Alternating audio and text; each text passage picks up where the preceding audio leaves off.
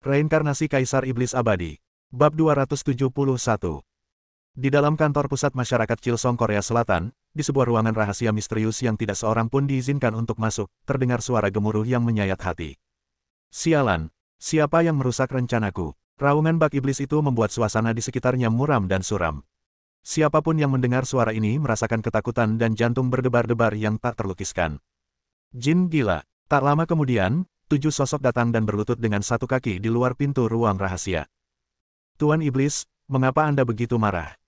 Sebuah suara muram terdengar dari ruang rahasia, berkata, orang-orang yang kalian kirim gagal dalam misi mereka. Buku sihir terlarang itu mungkin telah jatuh ke tangan orang lain. Apa? Ketujuh orang itu terkejut. Dengan Jin Sengjun dan 4 legenda setengah langkah lainnya memimpin tim, dan Duan Qingchang tidak muncul, siapa yang bisa menandingi mereka? Kau terlalu meremehkan Tiongkok. Orang-orang kuat yang bersembunyi di negara itu jauh di luar imajinasimu. Setan itu berbicara dengan nada dingin, dan gambaran wanita menakutkan itu muncul dalam ingatannya. Awalnya dia meremehkan musuhnya, berpikir tidak ada seorang pun yang dapat berbuat apapun terhadapnya meskipun dia terluka parah, jadi dia bertindak gegabah. Namun pada akhirnya, wanita itu muncul dan tidak hanya menghancurkan buku sihir terlarangnya, tetapi juga hampir menghancurkan jiwanya. Dia akhirnya mengambil jalan terakhir dan melarikan diri ke luar negeri, sehingga menyelamatkan hidupnya. Ini, ketujuh orang itu saling memandang. Lalu seseorang bertanya, Tuan Dewa Iblis, mengapa saya tidak pergi ke Tiongkok dan membantu Anda menemukan kitab terlarang iblis? Tidak, kau hanya akan memperburuk keadaan jika kau pergi. Tolak iblis itu. Lalu apa yang harus kita lakukan?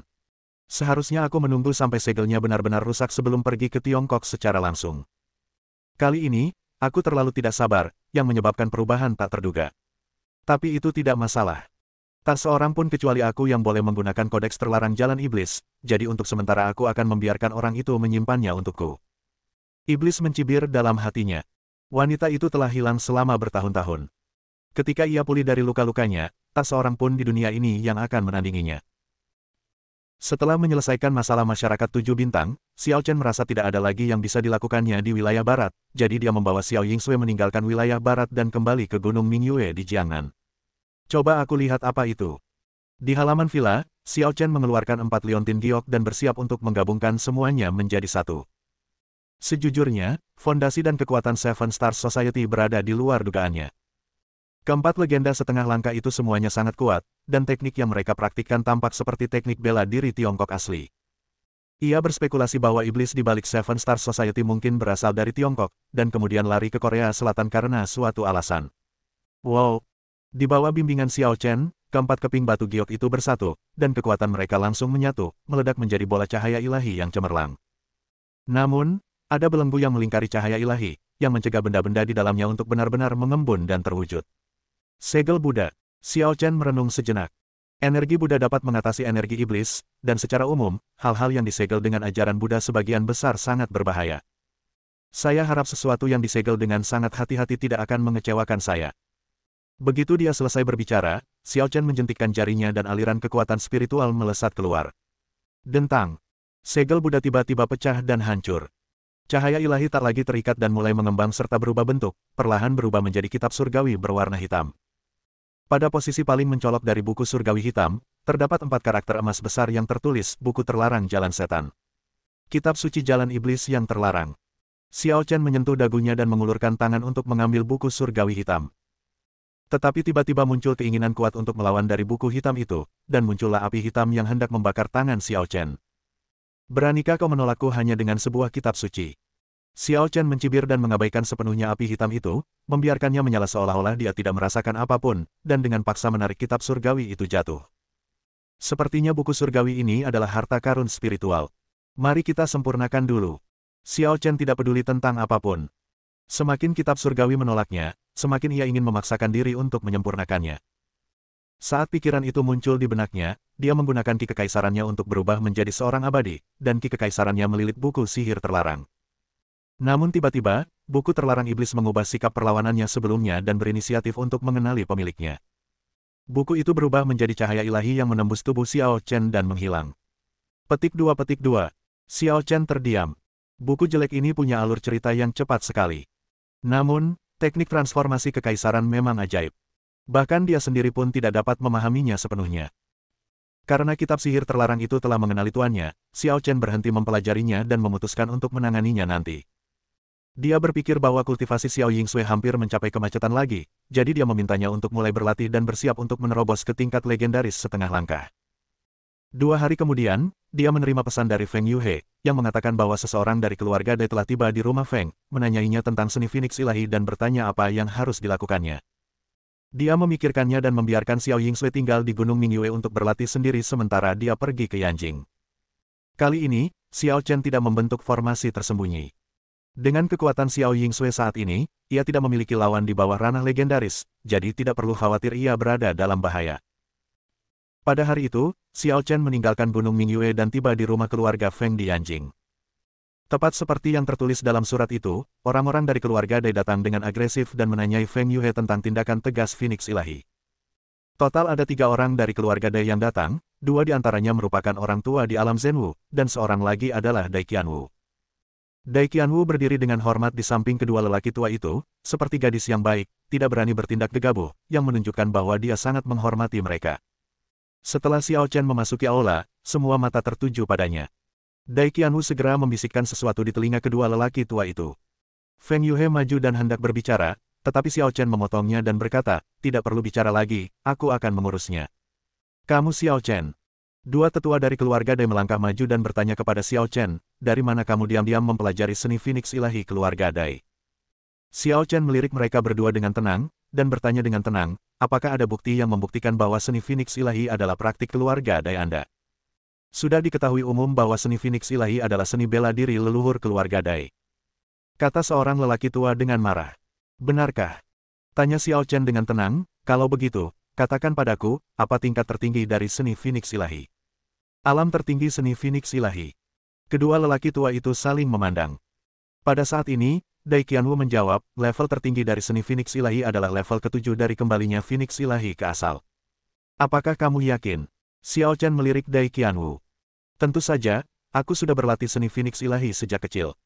Meski belum mencapai level tertinggi, bukan berarti aku tidak menguasainya," kata Dai Qianwu percaya diri. Mendengar ini, Xiao Chen menggelengkan kepalanya dan berkata, "Tidak. Tidak." Dai Qianwu tertegun. "Sepertinya kau tidak tahu kalau seni Phoenix Ilahi keluarga Daimu belum lengkap." "Tidak lengkap." Dai Qianwu terkejut. "Seni Phoenix Ilahi bukanlah teknik leluhur keluarga Daimu, melainkan berasal dari lembah abadi Dai." Xiao Chen melirik Dai Qianwu, lalu menatap kedua tetua keluarga Dai, dan berkata dengan acuh tak acuh, "Kalau tidak salah, keluarga Daimu hanyalah cabang dari lembah abadi Dai." "Itu hanya cabang, sama sekali tidak dihargai oleh lembah abadi kupu-kupu, dan tentu saja tidak bisa mewarisi seni Phoenix Ilahi yang lengkap." Bab 272. Kau benar-benar tahu tentang lembah peri kupu-kupu. Kedua lelaki tua dari keluarga kupu-kupu itu terkejut. Bagaimana mungkin orang-orang dari dunia luar tahu tentang lembah peri kupu-kupu yang telah lama tersembunyi dari dunia? Lembah peri kupu-kupu. Aku akan bersamamu untuk waktu yang lama. Dia tidak pernah tahu ada tempat seperti lembah kupu-kupu. Yang lebih mengejutkannya adalah ketika Xiao Chen mengatakan bahwa keluarga kupu-kupu hanyalah cabang dari lembah peri kupu-kupu. "Aku tidak hanya tahu tentang lembah abadi kupu-kupu, aku juga tinggal di sana selama beberapa hari." Xiao Chen menatap mereka berdua dengan tenang dan berkata, "Jadi, kalian tidak memenuhi syarat untuk menanyaiku berdasarkan level kalian. Bisakah kalian pergi sekarang?" Kedua lelaki tua itu saling berpandangan dan tetap diam. Misteri Xiao Chen jauh melampaui imajinasi mereka. Ia ternyata memiliki hubungan dengan lembah peri kupu-kupu. Sepertinya mereka harus meminta petunjuk dari lembah peri kupu-kupu. "Qianwu, ayo pergi." Keduanya membuat keputusan cepat dan memutuskan untuk tidak memprovokasi Xiao Chen untuk saat ini. Dai Qianwu menatap Xiao Chen dengan penuh arti dan pergi bersama mereka berdua. Kaisar Naga. Feng Yuhe melangkah maju dan bertanya dengan ekspresi bingung di wajahnya, "Bukankah ada 10 tingkatan Phoenix Ilahi?" Meskipun dia baru berkultivasi hingga tingkat ketiga seni Phoenix Ilahi, dia sudah mengingat seluruh bab yang diberikan Xiao Chen. Ada 10 tingkat dalam seni Phoenix Ilahi, bukan 9 tingkat yang baru saja disebutkan Xiao Chen. Karena apa yang diperoleh lembah abadi kupu-kupu bukanlah seni Phoenix Ilahi yang lengkap. Kata Xiao Chen dengan terkejut. "Hah?" Feng Yuhe sedikit bingung sejenak. "Baiklah, tidak perlu membahas topik ini lagi. Kau hanya perlu berlatih seni Phoenix Ilahi dengan baik. Jika kau bisa berlatih seni Phoenix Ilahi hingga tingkat ke-10, aku akan memberimu keterampilan selanjutnya." Feng Yuhe bahkan lebih terkejut saat mendengar ini.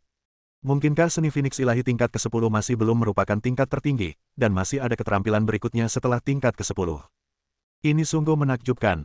Akan tetapi, dia baru saja memulai, dan akan butuh waktu lama baginya untuk berkembang hingga tingkat ke-10, apalagi keterampilan selanjutnya. Dalam jalur seni bela diri, seseorang harus maju selangkah demi selangkah, dan sangat tabu jika terlalu ambisius. Ngomong-ngomong, Kaisar Naga, belum lama ini, seorang pria dan wanita yang mengaku sebagai murid Sekte Tiandao datang menemui Anda. Dilihat dari nada bicara dan sikap mereka, sepertinya mereka datang ke sini dengan niat jahat. Feng Yuhe melaporkan, Sekte Tiandao. Xiao Chen mengerutkan kening, lalu menggelengkan kepalanya dan berkata, abaikan saja mereka untuk saat ini, aku harus pergi menemui seseorang dulu. Di distrik militer misterius di Yanjing. Tuan, mengapa Anda masih bisa tetap tenang? Duan Rui bertanya dengan bingung, kakak adalah buah dari jerih payah Anda seumur hidup, dan harapan Anda untuk kebangkitan klan Qingchang. Sekarang setelah dia hancur, Anda malah bersikap acuh tak acuh. Duan Rui selalu memiliki kekaguman dan rasa hormat yang mendalam kepada pria berbaju biru di depannya. Bagaimanapun, dia adalah pria yang menciptakan era legendaris. Namun, pada saat ini, dia tidak dapat menahan perasaan kecewa. Xiao Rui, beberapa hal tidak sesederhana yang kau pikirkan. Pria berbaju hijau itu membuka matanya dan mendesah, identitasku terlalu sensitif, aku tidak bisa begitu saja melakukannya. Lagi pula, kakak seniormu yang menyerang lebih dulu, dan mereka hanya menghancurkan kultivasinya, jadi mereka menunjukkan belas kasihan. Apakah ini akhir dari segalanya? Duan Rui masih belum bisa menerimanya. Aku masih berpikir Xiao Chen terlalu keras dan terlalu melanggar hukum. Dia pikir tak seorang pun di dunia ini yang bisa menandinginya. Dia bisa mengalahkan Jing Yuan, yang menunjukkan bakatnya memang luar biasa. Wajar kalau dia sedikit sombong. Pria berbaju hijau itu berkata dengan tenang, tapi kalau ada kesempatan, aku sangat ingin bertemu dengannya. Mengapa begitu sulit menemuiku? Tiba-tiba, sebuah suara tanpa tubuh terdengar di tempat khidmat ini, mengejutkan pria berbaju hijau dan Duan Rui. Kemudian, sesosok muncul entah dari mana dan mendarat tidak jauh dari mereka. Ia mengenakan pakaian putih bersih, tanpa noda, dengan mata sedalam bintang, memperlihatkan aura dan keterpisahan yang tidak sesuai dengan usianya. Xiao Chen. Duan Rui menatap pendatang baru itu dengan kaget dan bertanya dengan tidak percaya, bagaimana kamu bisa sampai di sini? Xiao Chen melirik Duan Rui, tetapi tidak menjawab. Ia menatap pria berbaju hijau itu dan berkata dengan tenang, Duan Qingchang, seharusnya ini pertama kalinya kita bertemu. Ini memang pertama kalinya. Duan Qingchang menatap Xiao Chen dengan saksama, dan hatinya, yang telah tenang selama lebih dari 10 tahun, akhirnya mulai bergerak. Bagaimana mungkin dia tidak melihat apa yang dipikirkan pemuda ini? Sebelumnya, bahkan ketika dia mengetahui bahwa Xiao Chen mengalahkan Jing Yuan, dia hanya menghela napas pelan, berpikir bahwa Xiao Chen adalah seorang pemuda dengan bakat yang luar biasa. Akan tetapi, baru pada saat inilah dia akhirnya menyadari ada sesuatu yang salah. Jika seseorang tumbuh dalam keadaan normal, tidak peduli seberapa berbakatnya dia tidak akan pernah mencapai level Xiao Chen. Duan Qingchang, aku melumpuhkan muridmu, tapi kau masih bisa tetap tenang. Aku sungguh terkejut. Nada bicara Xiao Chen ambigu, seolah memuji, tetapi juga terkesan mengejek. Apakah kamu menungguku bertindak? Tanya Duan Qingchang. Kurasa begitu. Kupikir kau akan langsung membalas dendam padaku, tapi ternyata tidak. Xiao Chen berkata dengan acuh tak acuh, apakah kau benar-benar tenang, atau kau terkekang oleh suatu kendala yang membuatnya tidak nyaman atau tidak berani bertindak? Kata, tidak berani, tidak diragukan lagi menggemparkan. Siapakah Duan Qingchang? Dia dulunya adalah dewa militer yang mendominasi Tiongkok dan ditakuti semua orang. Apakah ada sesuatu di dunia ini yang tidak berani dia lakukan? Duan Qingchang terharu saat mendengar ini, dan tiba-tiba berkata dengan dingin, Xiao Chen, ikuti gerakanku, dan kau akan tahu jawaban apapun yang ingin kau ketahui. Begitu dia selesai berbicara, seluruh sikapnya tiba-tiba berubah. Sebelumnya, dia tampak seperti seorang master yang telah melihat dunia, dan menjalani kehidupan tanpa beban. Dan kini, dia tajam dan tajam, bagaikan pedang dewa tak tertandingi yang siap dihunus, mampu membelah bumi dan memotong langit. Melihat ini, Xiao Chen sama sekali tidak terkejut. Malah, ia tersenyum dan berkata, satu gerakan, cukup. Duan Rui mendengar ini dan mendengus marah, Xiao Chen, jangan terlalu sok benar. Tuanku adalah pemimpin era sebelumnya. Kau juga tahu itu era terakhir. Era ini bukan lagi miliknya. Apa yang bisa dibanggakan? Tanya Xiao Chen dengan tenang. Anda. Lagi pula, kau tidak berhak ikut campur dalam urusan antara tuanmu dan aku. Keluar. Xiao Chen melirik dan melambaikan tangannya. Peng. Sebelum Duan Rui sempat bereaksi, tubuhnya tiba-tiba dihantam oleh kekuatan lembut, yang membuatnya terlempar. Pintunya tertutup, dan hanya Xiao Chen dan Duan Qingchang yang tertinggal di ruang gelap itu. Duan Qingchang hanya mengernyitkan dahinya melihat tindakan Xiao Chen dan tidak berkata apa-apa. Dia bisa melihat dengan jelas bahwa Xiao Chen hanya menggunakan sedikit kekuatan untuk membawa Duan Rui pergi tanpa melukainya.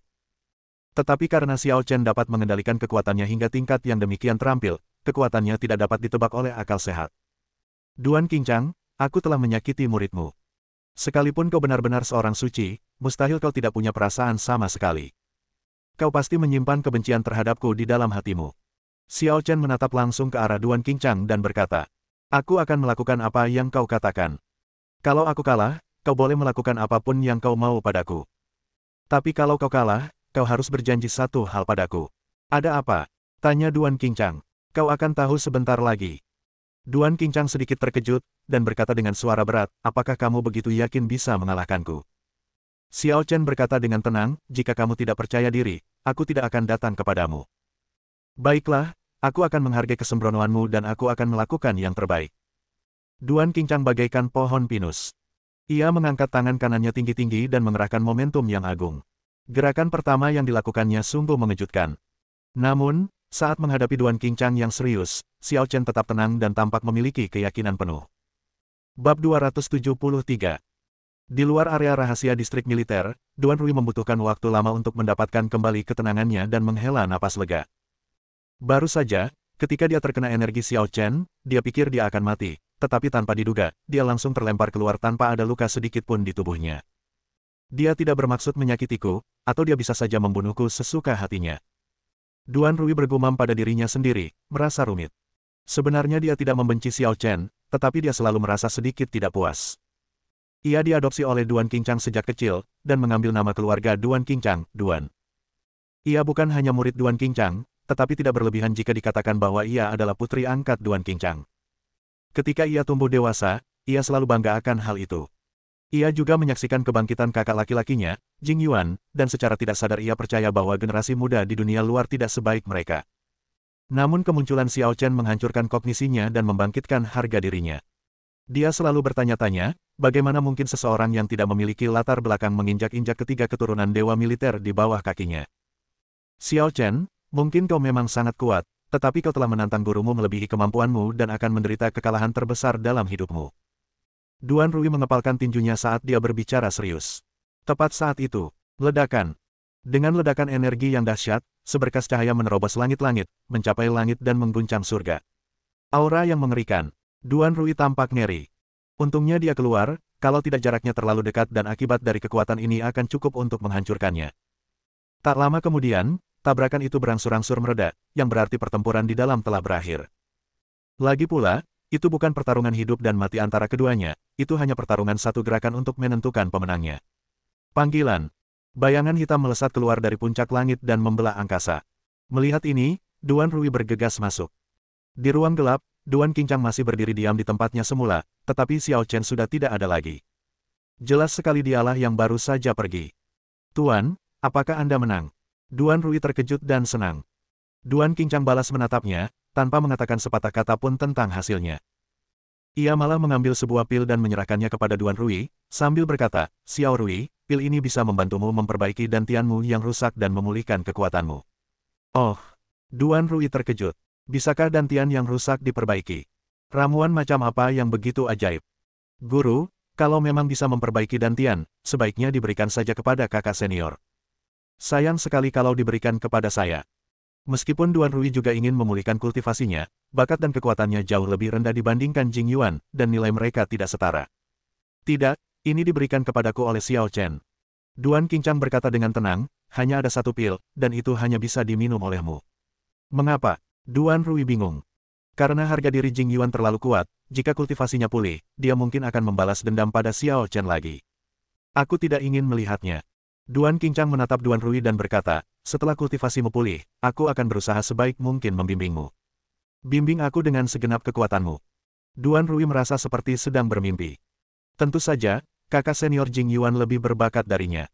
Namun, alasan mengapa kekuatan kakak tertua melampaui dirinya dan Shen Yixian bukan hanya karena bakat, tetapi juga karena bimbingan tiada henti dari sang guru. Total waktu yang dihabiskan sang guru untuk membimbingnya dan Shen Yixian bahkan tidak sepersekian dari waktu yang dihabiskan oleh sang kakak tertua. Namun kini, Sang guru berkata bahwa ia akan membimbingnya dengan segenap kekuatannya. Apa artinya ini? Berarti nanti perlakuannya sama saja dengan perlakuan kakak tertua, atau malah lebih baik dari perlakuan kakak tertua. Guru, mengapa saya merasa Anda menjadi berbeda dari sebelumnya? Duan Rui semakin bingung. Apa yang terjadi dalam pertarungan antara Master dan Xiao Chen barusan? Duan Qingchang menghela napas pelan dan berkata, kita sudah terlalu lama di sini.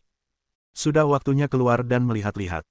Duan Rui terkejut ketika mendengar ini, Guru, apakah Anda mengatakan bahwa Anda akan meninggalkan gunung? Ya, Duan Qingchang mengangguk dengan serius. Tapi, Guru, bukankah Anda mengatakan bahwa identitas Anda begitu penting sehingga meninggalkan gunung akan membawa bencana?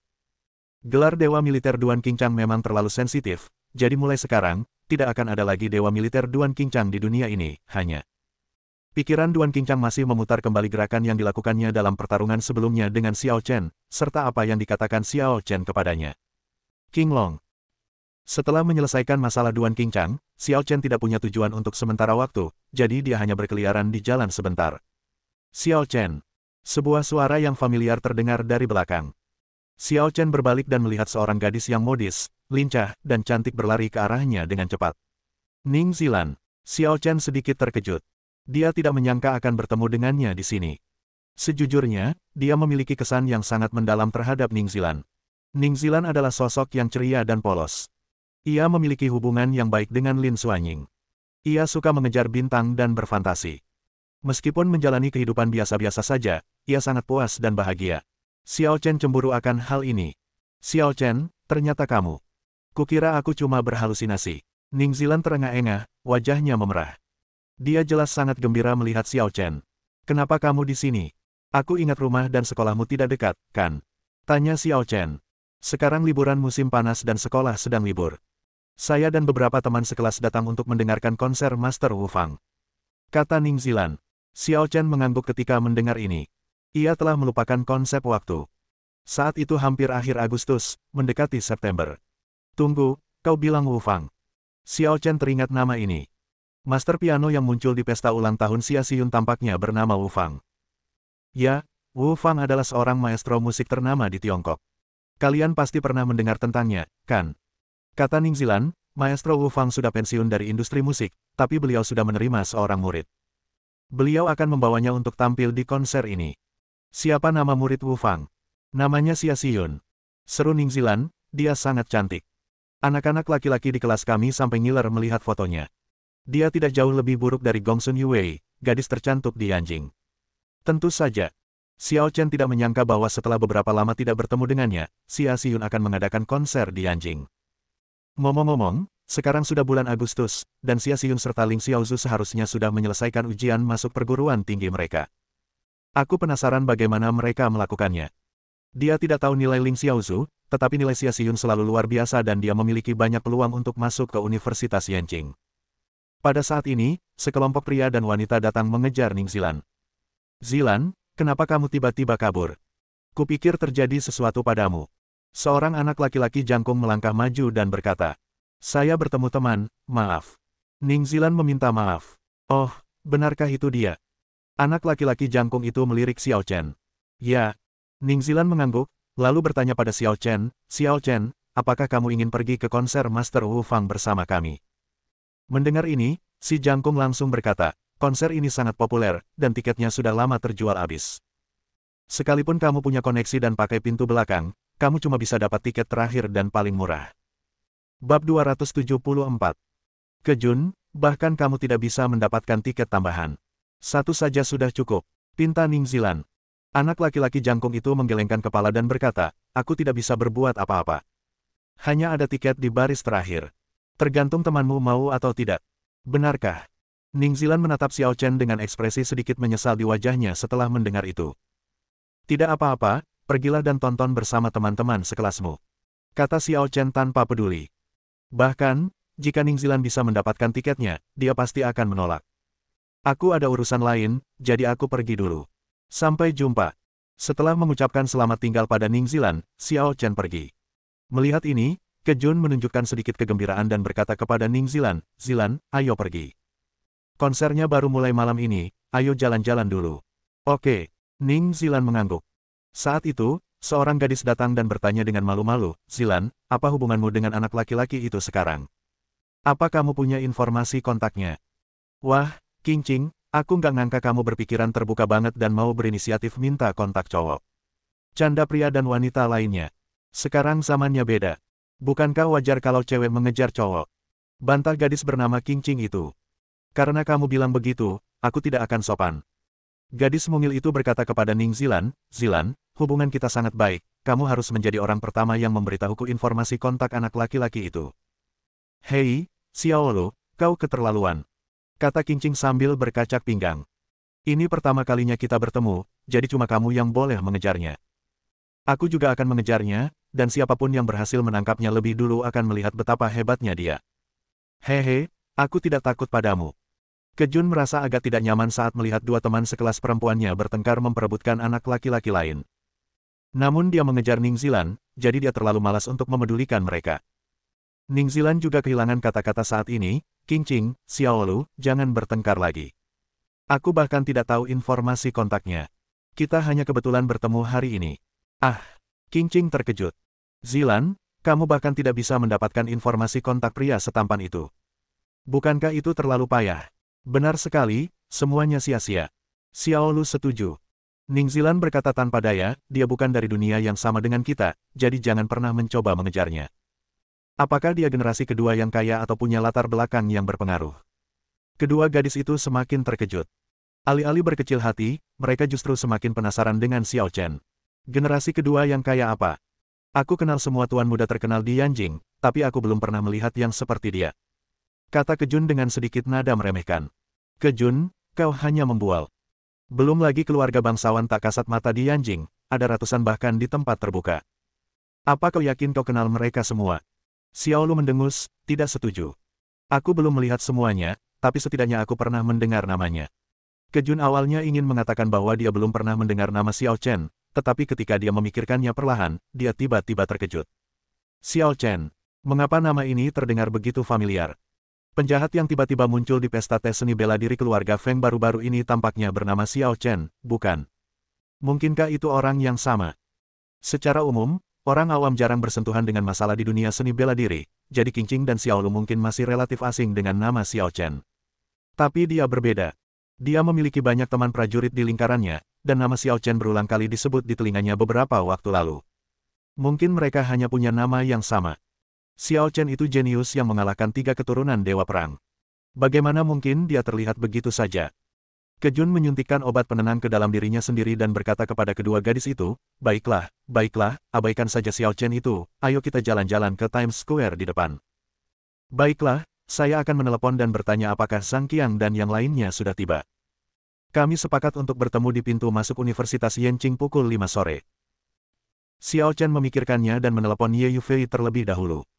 Meskipun Xiao Chen telah menelepon Ye Yufei untuk memberi kabar sebelum pergi ke Butan dan India, sudah lama sekali sejak saat itu. Ye Yufei tampak sangat gembira ketika menerima telepon dari Xiao Chen. Xiao Chen, apakah kamu sudah kembali ke Tiongkok? Tanya Ye Yufei. Ya, aku kembali. Kata Xiao Chen, aku di Yanjing. Oh. Ye Yufei tidak tahu apa yang akan dilakukan Xiao Chen, dan tidak bertanya. Selama Xiao Chen aman, semuanya akan baik-baik saja. Ngomong-ngomong, apa kamu pergi menemui Si Yun di Yanjing? Dia ada konser hari ini. Kata Ye Yufei dengan nada menyesal, aku tadinya berencana pergi ke Yanjing, tapi ada sesuatu yang terjadi di perusahaan, jadi aku hanya bisa menonton siaran langsungnya secara online. Ye Yufei memindahkan perusahaan asalnya di kota Lanning ke Shanghai dan memulai kehidupan yang sibuk dan memuaskan lagi, jarang memiliki waktu luang. Aku baru saja mendengarnya. Aku akan menontonnya nanti malam. Xiao Chen berpikir sudah tidak ada lagi yang bisa dilakukan, jadi lebih baik pergi ke konser untuk menunjukkan dukungannya. Alasan mengapa aku menolak Ning Zilan sebelumnya hanya karena aku tidak bisa bergaul dengan teman-teman sekelasku. Ya, Xiao Zhu juga ada di sana. Mereka berdua sekarang sangat dekat dan bersekolah di Yanjing bersama. Keduanya diterima di Universitas Yanjing. Xiao Chen terkejut. Si Yun dirawat atas kemauannya sendiri, dan Xiao Zhu tampaknya masuk melalui koneksi. Kata Ye Yufei, tidak begitu yakin. Xiao Chen mengerti apa yang terjadi setelah mendengar ini. Dia tidak meragukan nilai Si Yun. Meskipun Ling Xiaozu juga bekerja keras, dia pernah putus sekolah 2 kali, jadi sebagus apapun nilainya, nilainya akan terpengaruh. Terlebih lagi, Baik Ling Xiaozu maupun Ling Tianhao jelas tidak peduli dengan prestasi akademis mereka, tetapi hanya peduli dengan lingkungan belajar. Dengan koneksi Ling Tianhao, mungkin tidak akan sulit baginya untuk memasukkan Ling Xiaozu ke Universitas Yanqing melalui pintu belakang. Universitas Yanqing adalah universitas nomor 1 di Tiongkok. Banyak orang yang diterima melalui koneksi. Banyak anak dari orang kaya yang tersembunyi dan anak dari keluarga bangsawan diterima langsung di Universitas Yanqing. Oleh karena itu, Universitas Yanqing tidak diragukan lagi merupakan tempat yang penuh dengan bakat terpendam. Baiklah, kirimkan aku informasi kontak Xiaozu dan yang lainnya, dan aku akan menghubungi mereka terlebih dahulu. Kata Xiao Chen. Bagus. Setelah menutup panggilan dengan Ye Yufei, dia segera menerima pesan teks dengan nomor Ling Xiaozu di dalamnya. Xiao Chen menghubungi nomor Ling Xiaozu, namun ia kecewa karena pihak lain langsung menutup teleponnya. Setelah memikirkannya, dia mengirim pesan teks lainnya. Segera, Ling Xiaozu menelepon. Halo, apakah ini Xiao Chen? Ling Xiaozu bertanya dengan suara rendah. Ya, ini aku. Kebetulan aku ada di Yanjing. Kamu di mana? Aku akan datang menemuimu, kata Xiao Chen. Ah, ternyata kamu. Maaf, aku tadi melihat nomor yang tidak dikenal dan kupikir itu. Ling Xiaozu terkejut sekaligus senang mendengar bahwa itu benar-benar Xiao Chen. Ia sepertinya ingin mengatakan sesuatu, tetapi segera berhenti dan berkata, kita sedang di kedai kopi Bolai di luar Universitas Yanjing. Kedai kopi Bolai. Xiao Chen membacanya sekali, lalu berkata, baiklah, aku akan mencarimu di sana. Setelah menutup telepon, Xiao Chen berangkat ke kedai kopi Bolai. Dia tidak begitu familiar dengan jalan-jalan di Yanjing. Namun Universitas Yanqing mudah ditemukan, dan ada rambu jalan yang menunjuk ke Universitas Yanqing di mana-mana. Bab 275. Xiao Chen tiba di dekat Universitas Yanqing dan segera menemukan kedai kopi Bolai. Di pintu masuk kafe Bolai, seorang gadis anggun bergaun biru muda tengah memandang sekeliling. Gadis itu memiliki tubuh yang proporsional, rambut hitam panjang bagaikan air terjun, kulit halus-halus kulit bayi, dan dia memiliki temperamen klasik dan elegan. Jika bukan Ling Xiaozu, lalu siapa lagi? Xiao Chen. Saat Ling Xiaozu melihat Xiao Chen muncul di hadapannya, ekspresinya yang sedikit cemas segera berubah menjadi terkejut, dan dia segera berjalan menghampirinya. Baiklah, aku baru saja menerima kabar bahwa Xiyun mengadakan konser hari ini. Apakah Xiyun bersamamu? Tanya Xiao Chen. Ling Xiaozu menggelengkan kepalanya dan berkata, tidak, dia sedang mempersiapkan konser bersama Master Wu Fang. Kita bisa bertemu dengannya nanti saat kita pergi ke tempat konser. Saat dia berbicara, dua gadis lainnya keluar dari kedai kopi Bolai. Mereka semua adalah kenalan. Pada saat yang sama, Ling Xiaozu, Su Jiaojiao dan Xia Xiyun, Li Sanshan juga menghadiri acara tersebut. Wah, Xiao Chen, lama tak berjumpa. Su Jiaojiao bergegas menghampiri dengan antusias. Xiao Chen mengangguk sedikit dan berkata, sudah lama. Terakhir kali saya bertemu Su Jiaojiao mungkin di kota Guhai. Di kota Guhai, ia menghancurkan perkumpulan Nan Quan dan keluarga Xi. Adegan berdarah itu berdampak pada Su Jiaojiao, membuatnya sangat takut padanya untuk sementara waktu. Kini setelah sekian banyak waktu berlalu, Su Jiaojiao akhirnya merasa lega dan kembali ke dirinya yang ceria seperti sebelumnya. Xiao Chen, kalau saja Xiyun tahu kamu bisa datang ke konsernya, dia pasti akan sangat senang. Kata Li Sanshan sambil tersenyum. Jika ada satu orang di dunia ini yang paling memahami pikiran Xia Xiyun, pastilah Li Sanshan. Apakah kamu ingin menelepon Xiyun? Su Jiaojiao bertanya. Tidak, jangan sekarang. Li Sanshan menghentikannya, beri Xiyun kejutan kalau begitu, efeknya akan lebih baik. Sepertinya benar.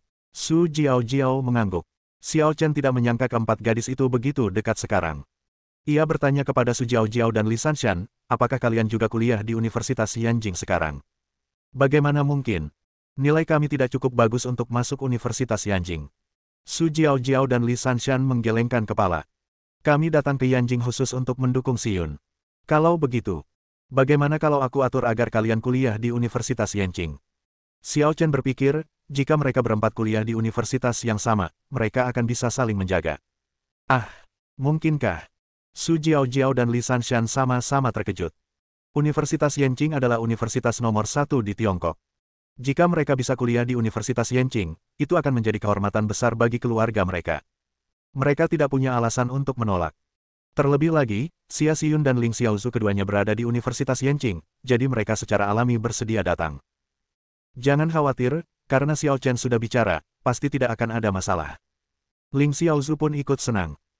Dia telah bertanya kepada ayahnya apakah dia juga bisa memasukkan Su Jiao ke Universitas Yanqing, tetapi ayahnya tidak memiliki cukup koneksi, jadi dia hanya bisa mengirimnya.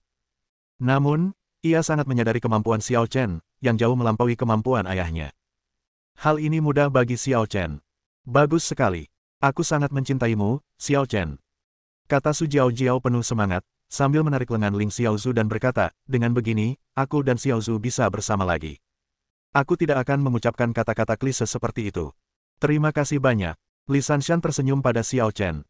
Xiao Chen mengangguk santai dan membiarkan Feng Yuhe mengurus masalah kecil ini. Ling Xiaozu baru saja menerima surat penerimaan. Ini belum bulan September dan perkuliahan belum resmi dimulai, jadi dia belum begitu mengenal Universitas Yanqing. Dia, Su Jiao dan Li Sanshan sedang menikmati udara sejuk di sini sambil menunggu waktu, tetapi mereka tidak menyangka Xiao Chen akan datang. Xiao Chen juga menunggu bersama mereka di kafe sebentar, dan ketika saatnya tiba, dia bersiap memasuki aula konser Universitas Yanqing. Harus saya akui, kebetulan sekali saya bertemu Ning Zilan dan teman-teman sekelasnya lagi di gerbang Universitas Yanqing. Kali ini ada lebih banyak orang. Hei, Xiao Chen. Ning Zilan terkejut saat melihat Xiao Chen. Hai, pria tampan, senang bertemu denganmu lagi. Qingqing dan Xiaolu menyapa Xiao Chen satu demi satu, dengan sedikit makna tersembunyi di mata mereka. Zilan, Qingqing, siapa dia? Apa kalian kenal dia? Beberapa pria dan wanita asing datang dan bertanya dengan rasa ingin tahu. Semua gadis menatap Xiao Chen, sementara mata para lelaki tertuju pada Ling Xiaozu dengan ekspresi terkejut di mata mereka. Teman Zilan, kita baru saja bertemu sebelumnya, dan sekarang kita bertemu lagi. Kata Qingqing. Oh, kamu kesini juga buat nonton konser, kan? Kalau begitu, ayo kita masuk bareng. Ayo, ini akan segera dimulai. Xiao Chen tidak mengatakan apa-apa tentang ini. Mereka semua akan pergi ke aula konser, jadi mereka bisa pergi bersama. Konser Wu Fang dan Xia Xiyun ini jelas diselenggarakan bersama dengan pihak resmi Universitas Yanqing, jadi Universitas Yanqing sangat kooperatif. Apakah Anda seorang pelajar atau bukan, siapapun dapat masuk asalkan mereka memiliki tiket. Xiao Chen, apakah kamu mendapatkan tiketnya? Tanya Ning Zilan. Tidak. Xiao Chen menggelengkan kepalanya. Saat ini, Kejun, yang sedari tadi menatap Xiao Chen, sepertinya sudah menemukan topik lagi dan tak sabar berkata, pemeriksaan tiketnya sangat ketat. Kalian tidak bisa masuk tanpa tiket. Aku masih punya beberapa tiket tersisa, tapi kursinya kurang bagus. Tergantung kalian mau atau tidak. Su Jiao berkata saat ini, tidak perlu, kami memiliki pintu masuk khusus, tidak perlu tiket. Pintu masuk khusus. Ekspresi Kejun sedikit berubah saat mendengarnya. Teman-teman sekelas Ning Zilan lainnya juga terkejut ketika mendengar ini, ada pintu masuk khusus ke konser. Sebenarnya, itu hanya tiket baris depan, yang berbeda dengan tempat dudukmu, jelas Su Jiao. Tiket in-house. Kejun mendengarnya dan berkata dengan tak percaya, bagaimana mungkin ada tiket in-house untuk konser ini? Tentu saja, tiket lapangan dalam memiliki kursi terbaik. Meskipun harus berdiri, tiket ini paling dekat, memiliki efek suara terbaik, dan juga paling mahal. Dia bertanya kepada penyelenggara terlebih dahulu, tetapi diberitahu bahwa konser tersebut tidak menyediakan tiket baris depan, jadi dia menyerah dan membeli beberapa tiket VIP baris depan. Tiket konser ini tidak dijual umum, jadi kalian tidak bisa membelinya. Hanya beberapa orang saja yang bisa masuk, kata Su Jiao, dan dia tampak tidak ingin memperhatikan Kejun. Dia berkata kepada Xiao Chen, ayo, kami akan menerimamu masuk. Ya, Xiao Chen mengangguk. Xiao Chen dan 3 orang lainnya bersiap melewati gerbang dan menuju ke jalan khusus. Namun saat itu, ada 3 pemuda yang menghalangi jalan mereka. Junior Xiaozu, akhirnya kau datang juga. Aku sudah lama menunggumu. Salah satu pemuda berlengan pendek dan berkepala datar tersenyum lembut pada Ling Xiaozu. Tetapi ketika Ling Xiaozu melihat ketiga orang ini, raut wajahnya jelas tidak senang. Xiao Chen melihat semuanya dan teringat bahwa ia pernah menelepon Ling Xiaozu sebelumnya, tetapi Ling Xiaozu menutup teleponnya. Ia pikir itu mungkin ada hubungannya dengan ketiga orang ini. Tuan Bai. Kejun berlari ke arah pemuda berkepala datar itu dan mencoba menyenangkannya. Oh, Kejun, kenapa kau juga di sini? Pemuda berkepala datar itu jelas tidak senang dengan penampilan Kejun, tapi dia tidak langsung menyuruhnya keluar. Bab 276. Tuan Bai, saya di sini bersama beberapa teman sekelas untuk mendengarkan konser. Kata Kejun sambil menatap Xiao Chen dan yang lainnya dan bertanya, Tuan Bai, apakah Anda mengenalnya? Tentu saja aku kenal dia. Pemuda berkepala datar itu tidak mau menghiraukan Kejun, dan berkata kepada Ling Xiaozu, bagaimana kalau kita masuk bersama? Luo Bai, aku sedang bersama temanku. Kau pergi saja cari adikmu. Jangan khawatirkan aku. Ling Xiaozu jelas tidak menyukai pemuda berkepala datar itu. Jangan terlalu jauh. Kakakku sudah bersiap. Aku tidak perlu khawatir. Luo Bai tampak sama sekali tidak menyadari bahwa Ling Xiaozu membencinya, dan tersenyum tanpa malu. Ekspresi Ling Xiaozu sedikit berubah saat mendengar ini, dan dia bertanya, apa yang telah dipersiapkan kakakmu? Hehe, kamu akan segera tahu, dijamin akan jadi kejutan. Luo Bai tersenyum misterius. Tepat saat itu, ponselnya tiba-tiba berdering. Setelah menjawab panggilan dan berbicara beberapa patah kata, ia mengumpat dalam hati dengan nada agak kecewa. Xiaozu, aku ada urusan di sana. Kamu harus tinggal bersama teman-temanmu dulu. Aku akan menemuimu nanti. Lalu Luo Bai berkata kepada Kejun, Kejun, berapa teman sekelasmu? Bantu aku. Ada sekitar 12 atau 13 teman sekelasku. Kejun bertanya dengan ragu, Tuan Bai, apa yang bisa saya bantu? Tidak perlu bertanya lagi, ajak saja teman-teman sekelasmu dan langsung ke lapangan dalam. Tidak perlu memeriksa tiket di luar. Kata Luo Bai. Ah, bagus sekali, aku akan segera memberitahu mereka. Kejun sangat gembira dan segera berlari menuju Ning Zilan, Qing Qing, Xiaolu dan yang lainnya. Ketika para siswa mendengar bahwa mereka boleh pergi ke lapangan bagian dalam, mereka langsung setuju dengan gembira. Dengan cara ini, Luo Bai memimpin Kejun, Ning Zilan dan sekelompok teman sekelas untuk memasuki bidang dalam melalui saluran khusus. Ada apa dengan Luo Bai? Tanya Xiao Chen pada Ling Xiaozu. Seseorang dari keluarga Luo di Yanjing. Ling Xiaozu menjawab, keluarga Luo. Xiao Chen tidak tahu banyak tentang situasi di Yanjing. Dia hanya tahu ada beberapa keluarga besar seperti keluarga Xiao, keluarga Feng, dan keluarga Song. Namun, tampaknya keluarga Luo tidak lebih lemah dari keluarga-keluarga ini. Sebenarnya, Luo Bai bukan siapa-siapa. Kuncinya adalah saudaranya menakutkan. Ling Xiaozu tampak serius. Saudaranya. Ya, saudaranya adalah Luo Tian, salah satu dari 4 tuan muda Yanjing. Yanjing adalah ibu kota Kekaisaran Tiongkok. Tak satu pun keluarga yang bisa mendapatkan pijakan di sini adalah orang biasa. Mereka semua memiliki latar belakang sendiri yang tak terpahami oleh orang luar. 4 tuan muda Yanjing tampak seperti 4 playboy di permukaan, tetapi kenyataannya mereka pasti lebih dari itu. Lan Ning punya 4 tuan muda Lan Ning, dan Yanjing punya 4 tuan muda Yanjing. Benar-benar membosankan. Kata Xiao Chen penuh arti, lalu berkata kepada Ling Xiaozu, kamu tidak perlu takut pada mereka. Orang-orang seperti ini seharusnya dimarahi dan dipukuli ketika mereka memang pantas dimarahi. Mereka punya begitu banyak antek, bagaimana kita bisa mengalahkan mereka? Su Jiao mendesah. Jangan khawatir, seseorang akan melindungimu. Kata Xiao Chen. 12 istana jiwa naga berada di jalur yang benar, dan inilah saatnya bagi mereka untuk memainkan peran. Lagi pula, tujuan awalnya dalam menciptakan istana 12 jiwa naga adalah untuk memastikan bahwa seseorang akan mampu melindungi teman-temannya saat dia pergi. Memarahi bila perlu, dan memukul bila perlu. Ada pepatah lain, jika seseorang pantas dibunuh, tidak ada belas kasihan yang harus ditunjukkan. Tidak ada yang tahu kemana Luo Bai pergi bersama Ning Zilan, Kejun, dan geng mereka. Xiao Chen tidak mau peduli, jadi dia mengikuti Ling Xiaozu dan 2 gadis lainnya ke lapangan dalam.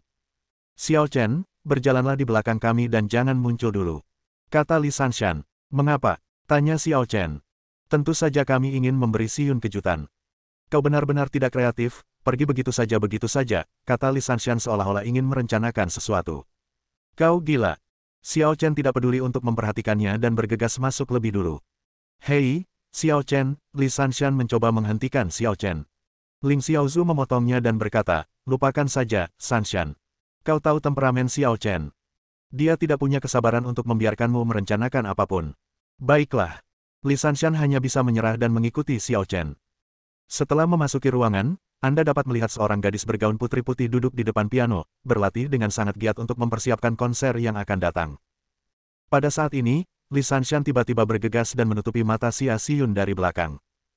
Xia Xiyun terkejut pada awalnya, lalu dia dengan marah berkata, Sanshan, jangan buat masalah lagi, lepaskan aku. Hei, Xiyun, bagaimana kau bisa menebaknya dengan mudah? Li Sanshan terkejut. Selain kamu, siapa lagi yang begitu membosankan? Xia Xiyun begitu akrab dengan Li Sanshan sehingga dia tidak bisa lebih akrab lagi dengannya. Haha, kalau begitu coba tebak siapa yang ada di belakangku. Kata Li Sanshan secara misterius. Xiaozu dan Jiao Jiao, apa yang perlu ditebak? Xia Xiyun berkata tanpa berkata-kata. Tidak, ada orang lain selain mereka. Xia Xiyun akhirnya menunjukkan ekspresi ragu kali ini. Benarkah Li Sanshan, Ling Xiaozu dan Su Jiaojiao masih hidup? Apakah ada siswa lain yang datang? Xia Xiyun bertanya dengan ragu. Ya, dia juga ada di kelas kita. Xiao Chen memang sekelas dengan mereka, jadi itu bukan kebohongan. Mungkinkah Yaking? Tebak Xia Xiyun. Tidak. Bantah Li Sanshan. Chen Rong. Salah. Lin Juan. Salah. Tak lama kemudian, Xia Xiyun membacakan hampir semua nama kelas, dari perempuan hingga laki-laki, tetapi Li Sanshan tetap menolak. Hal ini akhirnya membuatnya kehilangan kesabaran, dan dia tidak dapat menahan diri untuk bertanya, Sanshan, apakah kamu bercanda? Tidak, aku hanya mengingatkanmu. Kata Li Sanshan penuh arti, kaulah orang yang paling ingin kau temui saat ini. Ketika Xia Xiyun mendengar ini, sebuah sosok tanpa sadar muncul dalam benaknya, dan tubuhnya sedikit gemetar. Saat berikutnya, dia menarik tangan Li Sanshan dan tiba-tiba berbalik. Wah, Xiyun, kenapa tiba-tiba kau punya begitu banyak kekuatan? Li Sanshan menjabat tangannya yang kesakitan sambil mengeluh. Akan tetapi, Xia Xiyun mengabaikannya dan hanya menatap sosok yang dikenalnya berdiri bersama Ling Xiaozu dan Su Jiaojiao, merasa senang sekaligus gugup. Xiao Chen, mengapa kamu ada di sini? Tadi, Su Jiaojiao dan Xia Xiyun bercanda, dan Xiao Chen menurutinya tanpa berkata apa-apa. Sekarang ia berjalan ke arah Xia Xiyun dan berkata, kamu akan mengadakan acara sebesar ini, seperti konser. Aku harus datang dan menunjukkan dukunganku. Baiklah, terima kasih. Xia Xiyun menundukkan kepalanya sedikit, meletakkan tangannya di depan dada, dan menyilangkannya dengan gugup. Sudah berakhir, Xiyun, kenapa kau terdiam saat melihat Xiao Chen? Kata Li Sanshan nakal. Xia Xiyun sangat gembira dan sangat bahagia. Pada saat ini, seorang lelaki tua masuk dan berkata kepada Xia Xiyun, Xiyun, waktunya hampir tiba, apakah kamu siap? Pada saat yang sama, mereka juga membantu Ling Xiaozu, Li Sanshan, Su Jiaojiao, dan lainnya untuk menemukan Xiao Chen. Hei, bukankah kau pemuda yang memainkan piano di pesta ulang tahun Xiyun? Wu Fang mengenali Xiao Chen, tetapi sepertinya lupa nama Xiao Chen. Ya, ini aku. Xiao Chen mengangguk santai, lalu berkata kepada Xia Xiyun, kamu harus bersiap dulu, tampil dengan baik, dan jangan terlalu gugup. Oke. Xia Xiyun mengumpulkan keberanian dan mengangguk. Bab 277. Di tengah penantian semua orang, konser akhirnya dimulai. Penonton konser ini terpolarisasi. Separuh dari mereka datang untuk Wu Fang. Mereka lebih tua dan datang murni untuk mengapresiasi seni pianonya. Separuh lainnya datang untuk Xia Xiyun. Kebanyakan dari mereka adalah mahasiswa Universitas Yenqing atau perguruan tinggi lain di Yenqing, dan mereka relatif muda. Bagi anak muda, piano agak membingungkan, tetapi mereka terutama tertarik pada orang yang memainkannya. Sebelum ini, Xia Xiyun sebenarnya sudah memiliki beberapa video yang menjadi viral di internet, begitu pula dengan beberapa poster promosi, dan ketenarannya pun sudah menyebar. Xiao Chen, Ling Xiaozu, dan dua gadis lainnya menonton dari belakang panggung. Mereka sangat dekat dan dapat melihat dengan jelas apa yang terjadi di atas panggung. Wu Fang muncul pertama kali, dan reaksi di tempat kejadian tidak terlalu intens. Lagi pula, orang yang benar-benar menyukai Wu Fang sudah sangat dewasa. Mereka tidak akan terlalu bersemangat saat melihat idola mereka. Paling-paling, mereka hanya akan bertepuk tangan untuk menunjukkan rasa hormat dan sopan santun. Wu Fang memainkan salah satu karya representatifnya, Dawn, sebagai pembuka. Harus diakui, Wu Fang memang seorang maestro musik yang jenius. Meskipun awalnya banyak yang tidak datang untuknya, pada akhirnya mereka sangat terkesan dengan keterampilan pianonya yang luar biasa dan terpesona oleh penampilannya. Setelah itu, Xia Xiyun naik ke atas panggung. Ia tampak bak bidadari murni dalam balutan gaun putri putih, begitu cantik dan menawan hingga membuat seluruh penonton berdecak kagum. Cantik banget. Kupikir foto dan poster di internet itu hasil editan dan orang aslinya mungkin agak beda. Nggak nyangka ternyata orang aslinya jauh lebih cantik. Awalnya kupikir begitu. Dia memang berbeda dari perempuan-perempuan jalan itu. Xia Xiyun akan segera masuk Universitas Yanjing, kan? Berarti dia junior kita, ya? Yah, dia sudah jadi sensasi bahkan sebelum masuk sekolah. Dia pasti akan masuk daftar gadis tercantik di sekolah nanti.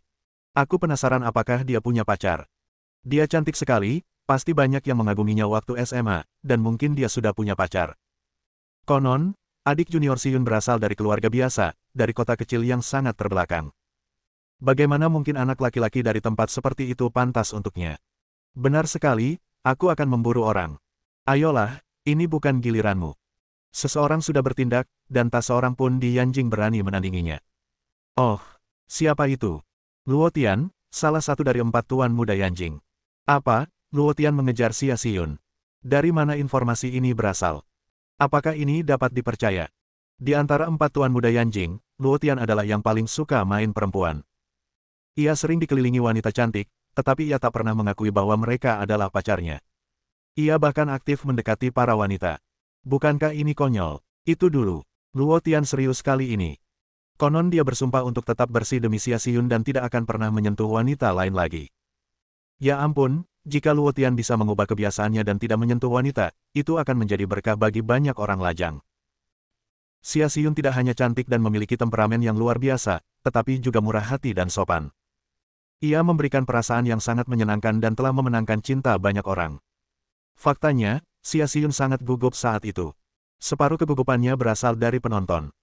Ini pertama kalinya ia menghadapi adegan sebesar ini dan menjadi pusat perhatian. Separuh lainnya berasal dari Xiao Chen. Xiao Chen berada di belakang panggung, mengawasinya dari jarak yang sangat dekat. "Xiyun, ayolah." Li Sanshan memberi isyarat memberi semangat. Xia Xiyun menarik napas dalam-dalam, berbalik dan berjalan ke piano, mengetuk-ngetuk tuts piano dengan jari-jarinya yang ramping. Setelah melodi yang lembut, nada-nada itu membentuk musik yang indah, bergema di telinga dan hati setiap orang. Xiao Chen tertegun saat mendengar ini. Lagu yang dimainkan Xia Xiyun sebenarnya adalah Peerless Glory miliknya. Jika lagu ini pernah diputar sekali di pesta ulang tahun Xia Xiyun, bisakah dia mengingatnya?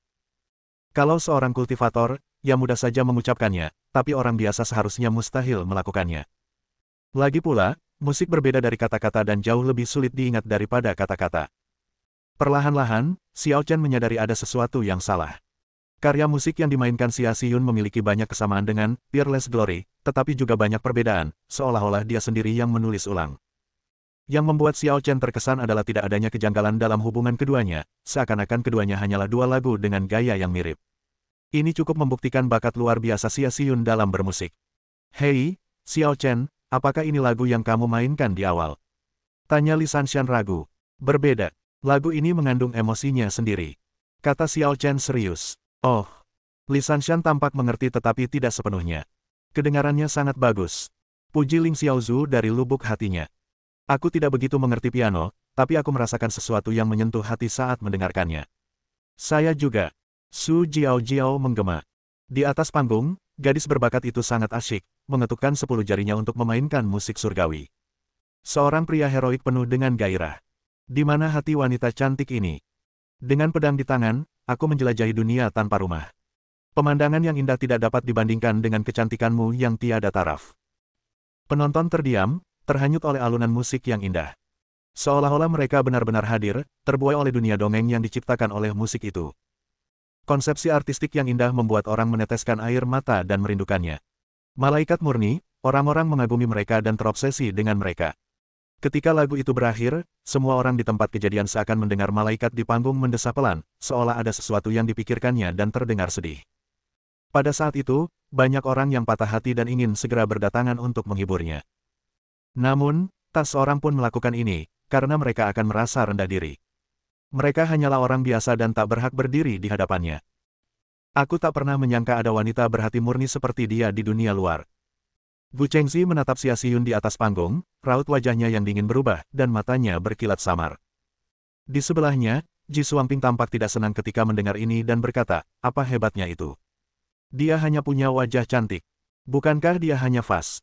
Gu Chengxi meliriknya dan berkata dengan tenang, "Bagi pria, cukuplah seorang wanita menjadi fas dan fas yang bagus." "Kakak, kamu tidak benar-benar tertarik padanya, kan?" Ji Xuanping mendengus, "Jangan lupakan identitasmu, bagaimana mungkin kamu bisa terikat dengan wanita dari dunia luar? Aku tahu batasanku dan tidak akan berpikiran buruk tentangnya. Tapi ini bukan karena aturan sekte Tiandao, melainkan karena istri temanku tidak boleh diganggu.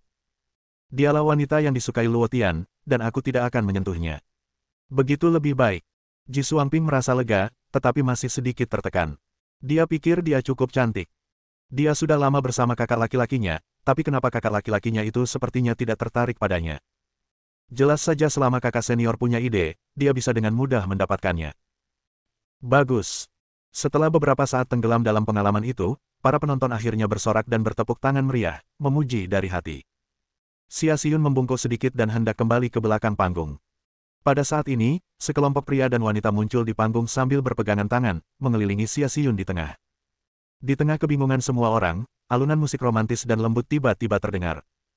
Dalam adegan yang mendebarkan itu, seorang pemuda anggun berbaju putih perlahan muncul seirama dengan alunan lagu, menyanyikan The Moon Represents My Heart sambil berjalan menuju Xia Xiyun. Bab 278. Kau bertanya seberapa besar cintaku padamu, seberapa besar cintaku padamu, perasaanku tulus, cintaku tulus, bulan melambangkan hatiku. Pemuda berkemeja putih itu keluar dengan mikrofon di tangannya bak pangeran tampan. Ia tampan, bersuara merdu, dan bernyanyi dengan penuh emosi. Matanya terpaku pada Xia Xiyun, seakan-akan tidak ada apapun di dunia ini selain dia saat ini. Pada saat ini, rombongan anak laki-laki dan anak perempuan juga ikut menari mengikuti irama, berkolaborasi dengan pemuda berbaju putih, sehingga suasana pun menjadi lebih romantis. Sengaja merencanakan adegan seperti itu, memainkan musik seperti itu, dan menyanyikan The Moon Represents My Heart kepada seorang gadis dalam suasana seperti itu, maknanya jelas. Wah, tampan sekali. Di luar lapangan, beberapa gadis tidak dapat menahan diri dan mulai berteriak kegirangan. Kalau saja pemuda di atas panggung menyatakan cintanya kepada mereka dengan cara seperti ini, mereka mungkin akan pingsan karena bahagia. Namun hal itu ditakdirkan menjadi mustahil. Karena, dia adalah Luo Tian, salah satu dari 4 tuan muda Yanjing. Aku tidak menyangka Luo Tian benar-benar muncul. Adegan ini pasti sudah direncanakan sejak lama. Luo Tian bersedia meluangkan waktu untuk itu. Sepertinya dia serius. Dia benar-benar mengejar Xia Xiyun. Kalau begitu kita celaka. Dewi itu mungkin akan tumbang karena serangan Luo Tian. Memang, satu-satunya orang di dunia ini yang berani menolak Luo Tian mungkin adalah Gongsun Yuwei. Gongsun Yuwei, itu karena dia sudah punya tunangan. Tunangannya bahkan lebih mengerikan daripada Luo Tian, jadi Luo Tian jelas tidak berani memikirkannya. Benar. Gongsun Yuwei punya latar belakang, tapi Xia Xiyun tidak. Hampir mustahil baginya untuk menolak Luo Tian. Kasihan sekali, Dewi. Ayolah, meskipun Luo Tian tidak mengejarmu, itu bukan giliranmu. Sebaliknya, jika Luo Tian tidak menyentuh wanita lain, akan ada lebih banyak wanita cantik yang bisa kita kejar. Sepertinya begitu. Untuk memahami pena, Ling Xiaozu, Li Sanshan dan Su Jiao juga ditemukan. Luo Tian benar-benar naik ke panggung untuk menyatakan cintanya di tengah konser. Xiyun tidak bisa menolak meskipun dia ingin. Ling Xiaozu sedikit khawatir. Luo Bai mengatakan sebelumnya bahwa Luo Tian sudah siap, dan tampaknya dia tidak akan menyerah sampai dia mendapatkan hasilnya hari ini. Luo Tian ini benar-benar tidak tahu malu. Li Sanshan sangat marah hingga giginya gatal. Tidak ada yang salah dengan mengaku, tapi apa gunanya dikelilingi banyak orang. Lagi pula, konsernya belum berakhir. Sungguh tidak menghormati hasil kerja orang lain jika kita mengganggunya demi keuntungan pribadi. Xiao Chen, hanya kamu sekarang. Hei, di mana Xiao Chen? Li Sanshan awalnya ingin meminta Xiao Chen untuk membantu Xia Xiyun, tetapi ketika dia berbalik, dia menemukan bahwa Xiao Chen tidak ada lagi. Xiao Chen sudah naik ke atas. Apa kau masih menungguku bicara? Tanya Su Jiao sambil tersenyum tipis. Li Sanshan dan Ling Xiaozu tiba-tiba menyadari bahwa Xiao Chen sudah berjalan menuju panggung. Di atas panggung, dengan antisipasi semua orang, Luo Tian tampil romantis bak pangeran menawan, menyanyikan lagu cinta saat ia berjalan menuju Xia Xiyun dan berlutut dengan satu kaki. Xiyun, maukah kau membiarkanku menjadi pangeran tampanmu dan menjagamu seumur hidupku? Pengakuan penuh kasih sayang Luo Tian meluluhkan hati gadis-gadis yang hadir, dan mereka berharap dapat menyetujuinya atas nama Xia Xiyun. Xia Xiyun juga terkejut dengan perilaku Luo Tian, jadi dia tertegun untuk waktu yang lama pada awalnya. Baru setelah dia menyadarinya sekarang dia merasa bingung dan gelisah. Janji, itu pasti tidak mungkin. Seseorang telah tinggal di dalam hatinya, dan meskipun orang itu mungkin tidak pernah memperhatikannya, hatinya tidak dapat lagi menampung orang kedua. Tapi menolak. Dengan rencana matang Luo Tian hari ini, bolehkah aku menolaknya? Ini Yanjing, bukan Lanning. 4 tuan muda Yanjing tidak sebanding dengan keluarga Xia. Luo Tian, aku. Sebenarnya. Xia Xiyun merasa cemas dan tidak tahu bagaimana harus menanggapi. Penolakan itu pasti, tetapi bagaimana saya bisa membuat Luo Tian menerimanya dengan tenang? Pada saat ini, sesosok ramping memasuki tempat kejadian dengan paksa, berjalan mengitari kerumunan di sekitar Xia Xiyun, dan berjalan ke sisi Xia Xiyun. Xiao Chen. Xia Xiyun menatap kosong ke arah orang yang berjalan di depannya dan sejenak lupa harus berkata apa. Bagaimana dia bisa sampai di sini? Semua orang di tempat kejadian juga tercengang dan saling memandang, pikiran mereka penuh dengan kebingungan. Tentang apakah drama ini? Luo Tian menyatakan cintanya, jadi mengapa pemuda lain muncul untuk mencuri perhatian? Luo Tian juga tertegun sejenak pada awalnya. Ketika tersadar, ia langsung menatap Xiao Chen dengan marah dan bertanya, siapa yang menyuruhmu naik? Turun. Xiao Chen awalnya tidak berniat memperhatikan Luo Tian, dia hanya ingin membantu Xia Xiyun keluar dari kesulitan. Namun saat mendengar perkataan Luo Tian, dia tak kuasa menahan diri untuk berbalik dan menatap Luo Tian serta berkata, "Beranikah kau mengulang apa yang baru saja kau katakan?" Nada merendahkan ini, dengan sedikit nada marah, membuat semua orang yang hadir merasa semakin luar biasa. Siapa orang ini? Tidak apa-apa jika dia hanya merusak pengakuan Luo Tian, tapi dia malah berbicara dengan nada agresif seperti itu kepada Luo Tian. Apa dia sudah bosan hidup? Apa yang terjadi? Sepertinya ada pembalikan besar. Mungkinkah anak laki-laki itu pacar Xia Xiyun? Banyak orang sebelumnya berspekulasi bahwa Xia Xiyun sudah punya pacar. Lagi pula, mengingat kondisi Xia Xiyun, ia memiliki banyak pelamar dan sedang dalam masa kemasannya, jadi tidak mengherankan jika ia bertemu dengan pria yang ia sukai. Kini, Xiao Chen datang ke atas panggung dengan paksa untuk mengganggu pengakuan Luo Tian, dan Xia Xiyun tampak jelas sangat tersentuh, yang langsung membuat orang banyak berpikir. Berita besar, mantan pacar Xia Xiyun sedang berhadapan dengan Luo Tian. Mantan pacar siapa? Kamu tahu dia sudah putus dengan Xia Xiyun. Bukankah ini hanya masalah waktu? Adakah wanita yang tidak bisa ditaklukkan Luo Tian? Xia Xiyun pun tak terkecuali. Cepat atau lambat, dia akan meninggalkannya dan menjadi pacar Luo Tian. Kurasa tidak. Xia Xiyun sepertinya bukan wanita yang dangkal. Haha, apa kau tidak tahu cara Luo Tian? Aku yakin anak itu sudah mati. Apapun hasilnya, dia patut dikagumi karena berani berdiri dan menghadapi Luo Tian saat ini. Dia memang orang baik, sayang sekali. Ada berbagai pendapat. Ada yang mengagumi keberanian Xiao Chen, sementara yang lain menganggap Xiao Chen terlalu gegabah. Tidaklah rasional untuk menyinggung empat tuan muda Yanjing. Luo Tian juga mendengar beberapa diskusi, tetapi dia tidak peduli. Dia telah menyelidiki Xia Xiyun sebelumnya dan mengetahui bahwa dia selalu bersikap suci dan tidak pernah punya pacar. Dia diterima di Universitas Yanqing berdasarkan nilai-nilainya yang bagus, bukan karena koneksi apapun. Bagaimana mungkin aku bisa mendapat nilai bagus jika aku sudah berpacaran saat SMA? Itulah sebabnya dia sangat mengagumi dan terpesona oleh Xia Xiyun. Tentu saja, meskipun Xiao Chen bukan pacar Xia Xiyun, dia masih sangat marah di dalam hatinya karena Xiao Chen jelas-jelas datang untuk merusak upacara pengakuannya yang telah dipersiapkan dengan cermat. Kau ingin aku mengulanginya? Luo Tian menatap Xiao Chen dengan sinis, dan mengucapkan kata demi kata, sudah kubilang, keluar. Karena telah merajalela di Yanjing dalam waktu yang lama, Luo Tian tidak pernah takut pada banyak orang, dan tentu saja dia tidak akan takut pada seorang pemuda yang belum pernah dilihatnya sebelumnya. Namun, dia jelas tidak tahu siapa yang berdiri di depannya. Kamu benar-benar berani mengulanginya. Xiao Chen menatap Luo Tian. Tiba-tiba, di depan tatapan terkejut semua orang, dia mengangkat tangannya dan menamparnya. Peng! Luo Tian terlempar dari panggung bagaikan bola meriam dan menghantam kerumunan penonton. Bab 279. Adegan itu sungguh mengejutkan. Kecuali sekelompok orang yang ditabrak Luo Tian yang cukup kacau, orang-orang lainnya terdiam. Luo Tian, salah satu dari empat tuan muda Yanjing, ditampar dari panggung. Apakah orang itu mencoba bunuh diri? Xiao Chen. Xia Xiyun juga ketakutan dan berteriak dengan suara rendah. Xiao Chen berkata padanya dengan tenang, jangan takut, aku bisa membantumu memecahkan masalah apapun. Xia Xiyun tertegun pada awalnya, lalu mengangguk sedikit. Kata-katanya tampaknya memiliki semacam sihir yang dapat memberikan ketenangan pikiran kepada orang-orang kapan saja. Ah! Tuan muda Tian dipukuli. Kejun dan gerombolannya berteriak dan menatap Xiao Chen dengan tak percaya. Mereka diundang oleh Luo Tian untuk membantu, dan mereka merasa sangat terhormat. Bagaimanapun, dia adalah saudara laki-laki Luo Bai, salah satu dari empat tuan muda terbaik di Yanjing. Merupakan suatu kehormatan besar bisa menjalin hubungan sekecil apapun dengannya, dan kita bisa membanggakannya untuk waktu yang lama jika kita menceritakannya kepada orang lain. Namun, sekarang, Luo Tian ditampar oleh Xiao Chen seperti seekor lalat, yang benar-benar membuat mata dan hati mereka jengkel. Kamu dalam masalah besar. Gadis bernama Qingqing menatap Xiao Chen dengan panik. Dia dulu sangat optimis terhadap Xiao Chen, tetapi sekarang dia hanya merasa bahwa Xiao Chen adalah orang gila yang berani memukul Luo Tian. Untung saja aku tidak mengenalnya terlalu dalam, kalau tidak aku akan terlibat. Gadis bernama Xiaolu itu bersyukur. Luo Tian diintimidasi seperti ini saat menyatakan cintanya kepada seorang gadis. Mengingat kepribadiannya, akan sulit bagi masalah ini untuk berakhir damai. Ning Zilan mengerutkan bibir dan tidak berkata apa-apa. Ia tidak menyangka Xiao Chen dan Xia Xiyun akan memiliki hubungan apapun.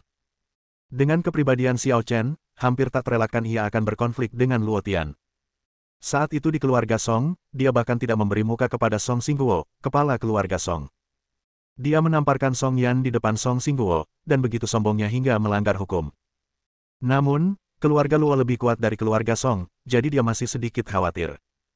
Saya ingin tahu apakah tim Elang dapat muncul tepat waktu seperti terakhir kali dan menyelesaikan konflik ini. Jika kau berani memukul Tuan Muda Tian, kau akan mati. Kejun berteriak pada Xiao Chen, lalu bergegas turun ke lapangan untuk menemukan Luo Tian. Namun sebelum dia tiba, Luo Tian sudah berdiri di tengah kerumunan, menatap Xiao Chen di atas panggung dengan tatapan dingin dan niat membunuh. Kamu sedang mencari kematian. Ledakan. Seolah-olah ada semacam segel yang rusak, aura mengerikan meledak dari Luo Tian, menyapu semua orang di sekitarnya, termasuk Kejun yang baru saja mendekat. Aura yang mengerikan ini, apa yang terjadi? Bagaimana Luo Tian bisa begitu kuat? Aura ini mungkin bahkan lebih mengerikan daripada para jenius di peringkat Feng Yun, dan bahkan bisa dikatakan telah mencapai alam bela diri sejati. Bagaimana mungkin? Luo Tian adalah seorang ahli bela diri sejati. Orang-orang selalu tahu bahwa empat Tuan Muda Yanjing sangat berkuasa dan memiliki latar belakang yang kuat. Mereka mewakili beberapa keluarga terkemuka di Yanjing, sehingga mereka dapat bertindak gegabah di Yanjing. Tetapi tidak seorang pun pernah menyangka bahwa Luo Tian, yang biasanya menyukai wanita dan pria yang tidak bermoral, ternyata memiliki kekuatan yang melampaui para jenius dalam daftar dan mencapai alam Zhenwu yang luar biasa. Apakah ini alasan sebenarnya mengapa ia menjadi salah satu dari empat Tuan Muda Yanjing? Hah, kekuatan Luo Tian ini tidak lebih lemah dariku. Ji Xuanping menunjukkan ekspresi terkejut. Saat pertama kali bertemu Luo Tian, dia pikir Luo Tian hanyalah seorang playboy dan bertanya-tanya mengapa kakak laki-lakinya berteman dengan orang seperti itu. Ternyata itu tersembunyi dalam-dalam. Gu Chengzi berkata dengan tenang, Luo Tian adalah murid yang diterima oleh ketua sekte dari dunia luar. Sebenarnya, dia juga kakak seniormu. Bakatnya tidak kalah denganku, tapi sayangnya dia tidak berambisi dan tidak tekun berlatih, jadi kekuatannya sedikit lebih rendah dariku. Ah, Luo Tian adalah murid ketua sekte. Ji Xuanping jelas tidak dapat menerima ini. Satu-satunya kakak laki-laki yang diakuinya adalah Gu Chengzi. Dibandingkan dengan Gu Chengzi, Luo Tian terlalu rendah. Aku akan mencabik-cabikmu. Luo Tian memperlihatkan kekuatan yang luar biasa, melompat dari panggung dan menerkam Xiao Chen bagaikan seekor harimau yang menerkam mangsanya, dengan kecepatan yang luar biasa cepat. Melihat ini, Xiao Chen menarik Xia Xiyun mundur setengah kaki. Ledakan. Luo Tian menerkam panggung, dan meskipun meleset, kekuatan yang mengerikan menyebabkan panggung retak, dan beberapa retakan mengerikan menyebar ke segala arah. Apakah ini masih manusia? Semua orang di antara hadirin sangat terkejut. Kekuatan Luo Tian benar-benar lebih kuat daripada para jenius di peringkat Feng Yun. Ini luar biasa. Ini jelas merupakan peristiwa besar. Saya selalu berpikir bahwa empat Tuan Muda Yanjing hanyalah empat playboy, tetapi sekarang tampaknya bukan itu masalahnya. Oh tidak, apakah Luo Tian akan membunuh seseorang? Haruskah kita menelepon polisi atau memberitahu tim Elang? Kurasa anak itu sudah mati. Dengan kondisi Luo Tian yang gila ini, tak seorang pun bisa menghentikannya, bahkan tim Elang sekalipun. Ya, grup Elang bukanlah penghalang besar bagi keluarga-keluarga papan atas sejati. Keluarga Luo adalah salah satu dari sedikit keluarga yang tidak takut pada grup Elang, atau keluarga-keluarga di balik empat Tuan Muda Yanjing. Banyak orang panik. Di dunia mereka, membunuh masih merupakan hal yang mengerikan. Namun, ada pula segelintir orang yang bergembira atas kemalangan orang lain, bahkan menganggapnya sebagai sesuatu yang mengasyikkan. Kau sangat kuat, ya. Kau bisa membuatku melayang sejauh ini hanya dengan satu serangan telapak tangan. Kenapa kau hanya bisa menghindar sekarang? Luo Tian berdiri di panggung yang retak, menatap dingin ke arah Xiao Chen, lalu menatap Xia Xiyun yang bersembunyi di belakang Xiao Chen, kemarahan di dalam hatinya semakin memuncak. Xiyun, kemarilah. Aku sangat marah sekarang dan aku takut aku akan menyakitimu secara tidak sengaja. Luo Tian, aku tidak menyukaimu. Berhentilah main-main. Mungkin belum terlambat untuk berhenti sekarang. Kata Xia Xiyun dingin. Apa katamu? Luo Tian merasakan hawa dingin di hatinya saat mendengarnya. Bagaimana ini bisa terjadi?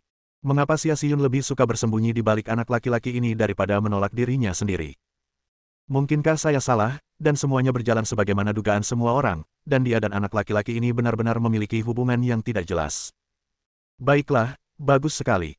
Kalau begitu aku akan membunuhmu. Tiba-tiba, energi sejati dalam tubuh Luo Tian melonjak, dan keterampilannya meningkat lagi, hampir mencapai batas alam Zhenwu. Pergilah ke neraka. Dia terbang dan menyerang dengan telapak tangan sekuat guntur, membuat Xiao Chen tidak bisa menghindarinya. Namun, Xiao Chen tidak perlu menghindar. Kau ingin mati? Aku akan membantumu. Menghadapi tekanan Luo Tian yang tiada henti, wajah Xiao Chen berubah dingin dan sosoknya tiba-tiba menghilang dari tempatnya. Apa? Luo Tian yang masih berada di udara terkejut saat mendapati Xiao Chen menghilang dari pandangannya. Momen berikutnya. Suatu kekuatan yang kuat dan tak tertahankan turun dari langit dan mendarat di atasnya. Ledakan. Luo Tian jatuh dari udara dan menghantam tanah seperti batu besar yang beratnya ribuan pon. Di punggungnya, Xiao Chen, yang baru saja menghilang, muncul, seolah-olah Luo Tian diturunkan dari udara olehnya. Hasil ini tidak diragukan lagi, sekali lagi menarik perhatian orang-orang dan mengejutkan seluruh hadirin. Sebelumnya, Xiao Chen menamparkan Luo Tian dan mengirimnya terbang, dan dia masih bisa mengatakan bahwa Luo Tian terkejut. Tetapi sekarang Luo Tian telah melepaskan kekuatan alam bela diri sejati, bagaimana mungkin dia masih diinjak-injak ke tanah oleh Xiao Chen? Tidak bagus. Di tengah kerumunan, wajah Gu Chengzi dan Ji Xuanping berubah pada saat yang sama, dan mereka melompat ke atas panggung pada saat yang sama. Lepaskan Luo Tian. Bab 280. Temanku, bukankah itu terlalu kasar? Gu Chengzi menatap Xiao Chen. Lagi pula, Luo Tian adalah teman sekelas juniornya, bagaimana mungkin dia bisa melihat Luo Tian diganggu? Namun, dia tidak menyangka bahwa dengan kekuatan Luo Tian, dia akan dikalahkan oleh remaja berpenampilan biasa seperti Xiao Chen. Tak heran jika sang pemimpin sekte berulang kali mengingatkan sebelum pergi agar tidak bersikap terlalu pamer di dunia luar dan tidak meremehkan orang-orang di dunia. Xiao Chen mengangkat kepalanya dan melirik ke arah Gu Chengzi dan Ji Xuanping, dan menemukan bahwa Ji Xuanping memiliki kekuatan alam Zhenwu, sementara kekuatan Gu Chengzi telah mencapai alam legendaris setengah langkah, yang bahkan lebih tinggi dari Jing Yuan. Apakah kamu murid sekte Tiandao? Xiao Chen mendengar dari Feng Yue bahwa belum lama ini seorang pria dan seorang wanita yang mengaku sebagai murid sekte Tiandao datang menemuinya. Mereka pasti dua orang ini. Oh, kau kenal kami. Gu Chengzi tampak bingung. Xiao Chen berkata dengan tenang, kau pergi ke keluarga Feng khusus untuk mencariku, tetapi sekarang aku berdiri di hadapanmu dan kau tidak mengenaliku. Apakah Xiao Chen orang yang membuatku bahagia? Saya tidak pernah menyangka bahwa setelah mencari jarum dalam tumpukan jerami, saya akhirnya akan menemukannya tanpa usaha apapun. Setelah banyak liku-liku, saya tidak dapat menemukan Xiao Chen, tetapi sekarang saya bertemu dengannya di sini secara kebetulan. Pantas saja anak dari keluarga Liang bilang aku tak bisa mengalahkannya. Pasti ada triknya. Meskipun Ji Xuanping sombong, dia tidak berpura-pura buta. Kekuatannya paling-paling setara dengan Luo Tian. Xiao Chen bisa dengan mudah menghadapi Luo Tian, jadi dia mungkin bukan lawannya. Apa yang kau cari dariku dengan terburu-buru? Tanya Xiao Chen. Biarkan Luo Tian pergi dulu. Gu Chengzi peduli pada rubah berekor 3 itu, tetapi dia juga mengkhawatirkan keselamatan Luo Tian. Saat ini, Luo Tian, yang diinjak Xiao Chen, tampak masih hidup. Ia berjuang untuk bangun, tetapi mendapati seluruh tubuhnya terasa sakit tak tertahankan dan ia tak bisa mengerahkan tenaga. Hampir semua tulang di tubuhnya patah. Kau masih sadar? Aku meremehkanmu. Kata Xiao Chen dingin, menatapnya. Aku tidak peduli siapa kau. Tunggu saja, aku akan membunuhmu. Aku akan membalasmu 10 atau 100 kali lipat atas penghinaan yang kau derita hari ini. Luo Tian menggertakkan giginya, matanya merah, dan dia dipenuhi amarah. Dia adalah murid pemimpin sekte Tiandao, tuan muda keluarga Luo, dan salah satu dari 4 tuan muda Yanjing. Bagaimana mungkin dia bisa mengalami penghinaan seperti ini? Itu cita-cita yang sangat bagus, tapi mungkin sulit dicapai. Apa kau pikir kau bisa keluar dari sini hidup-hidup? Xiao Chen mencibir. Ketika Luo Tian mendengar ini, ekspresinya berubah dan dia merasa takut. Apa maksudnya dengan ini? Apakah dia akan bunuh diri? Kau tak berani membunuhku. Kau tahu siapa aku. Kalau kau membunuhku, kau, teman-temanmu, dan keluargamu semua akan mati. Itu tidak ada hubungannya denganmu, karena kamu akan mati sekarang. Kata Xiao Chen, mengangkat tangannya tanpa ragu, dan cahaya pedang mengembun di ujung jarinya. Tidak, kau tidak bisa melakukan ini, Xiao Chen. Kumohon, lepaskan aku. Luo Tian panik, benar-benar panik. Dia mengira Xiao Chen paling-paling hanya akan melukainya dan tidak akan berani membunuhnya. Namun dia tidak menyangka bahwa Xiao Chen adalah seorang gila yang tidak peduli dengan konsekuensinya dan benar-benar ingin membunuhnya tanpa memberinya ruang sedikitpun. Mengapa saya harus bersaing dengan orang gila? Ini adalah pikiran terakhir yang terlintas di benak Luo Tian. Engah. Cahaya pedang jatuh, meninggalkan lubang berdarah di kepala Luo Tian, yang menentukan hidup atau matinya. Jika kekalahan Xiao Chen atas Luo Tian mengejutkan para penonton, maka sekarang setelah Xiao Chen membunuh Luo Tian, semua orang yang hadir merasakan ketakutan yang belum pernah terjadi sebelumnya. 4 tuan muda Yanjing, sungguh identitas yang menakutkan, biasanya mereka bersikap angkuh dan berkuasa bagi kebanyakan orang. Namun, pada saat ini, Xiao Chen membunuhnya dengan santai, seolah-olah dia hanya membunuh seekor ayam. Ah, Luo Tian sudah mati. Saya khawatir akan terjadi gempa bumi besar di Yanjing sekarang. Sebelumnya, semua orang bertanya-tanya apakah Luo Tian akan membunuh Xiao Chen, tetapi siapa sangka hasilnya justru sebaliknya. Luo Tian tewas di tangan Xiao Chen. Beraninya dia melakukan ini. Apa dia tidak memikirkan konsekuensinya sama sekali? Orang-orang menyadari bahwa sejak Xiao Chen memiliki niat membunuh, kematian Luo Tian sudah pasti. Sekeras apapun Luo Tian mengancam atau memohon belas kasihan, ia tak mampu mengubah pikiran Xiao Chen. Hal ini menunjukkan betapa putus asanya Luo Tian sebelum ia meninggal.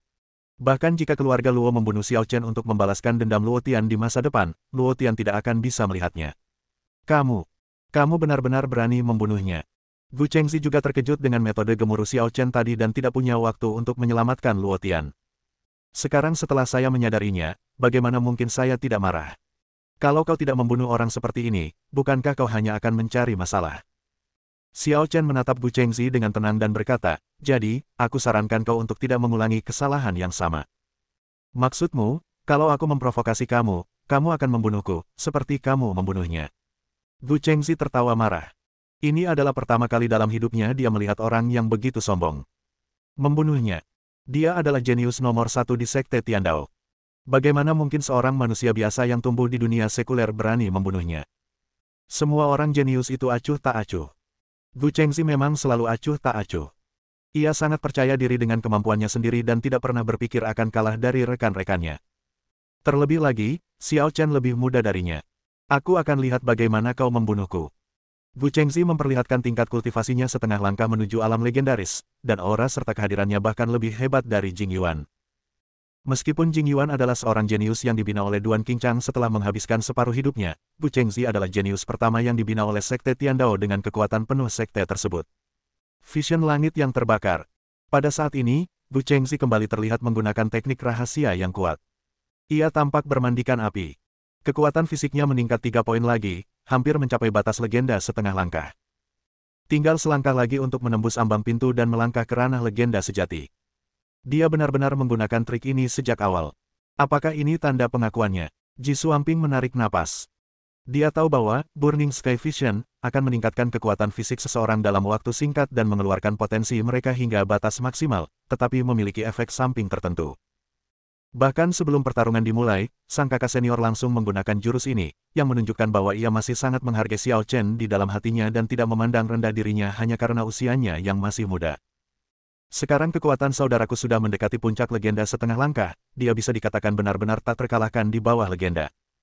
Tidak peduli seberapa kuatnya Xiao Chen, apakah dia masih bisa mencapai level legendaris. Ayo, badut. Api yang membara berkobar di sekitar Gu Chengxi. Kemampuannya telah mencapai batasnya, dan kepercayaan dirinya pun melonjak hingga ekstrim. Jika kau tidak bisa membunuhku, aku akan membunuhmu untuk membalaskan dendam Luo Tian. Dengan senyum dingin, Gu Chengxi bergegas menuju Xiao Chen. Wujud manusianya lenyap sepenuhnya, dan yang dapat dilihat orang hanyalah seberkas api merah yang bersilangan di kehampaan. Saat ia menyapu tanah, gelombang udara yang mengerikan itu meninggalkan bekas-bekas api di tanah, yang sangat mengerikan. Dao Mingxia Surgawi. Dengan siulan tajam dan panjang, Gu Chengxi muncul di atas kepala Xiao Chen pada suatu saat, dan tiba-tiba menukik ke bawah, meninjunya dengan kekuatan yang dahsyat. Tepat ketika orang-orang merasa ngeri dan mengira Xiao Chen akan mati, mereka melihat Xiao Chen mengulurkan tangannya ke arah kehampaan dan benar-benar mencengkeram tinju Gu Chengxi. Ledakan. Kehampaan itu meledak, dan gelombang udara melonjak ke segala arah, seperti badai kiamat, menyapu semua orang yang hadir. Akan tetapi, Xiao Chen tidak bergerak sama sekali, menerima semua pukulan Gu Chengxi tanpa mengalami cedera apapun. Apa? Bagaimana ini mungkin? Gu Chengxi terkejut. Kekuatannya telah mencapai batasnya, bagaimana Xiao Chen masih bisa menahan jurus mematikannya? Apakah kamu benar-benar mengira aku bercanda? Xiao Chen tampak acuh tak acuh saat dia meraih tangan Gu Chengxi dan menariknya ke bawah. Peng! Gu Chengxi yang sedang tergantung di udara langsung terjatuh ke tanah, dan sama seperti Luo Tian sebelumnya, ia membuat lubang di tanah. Bersambung.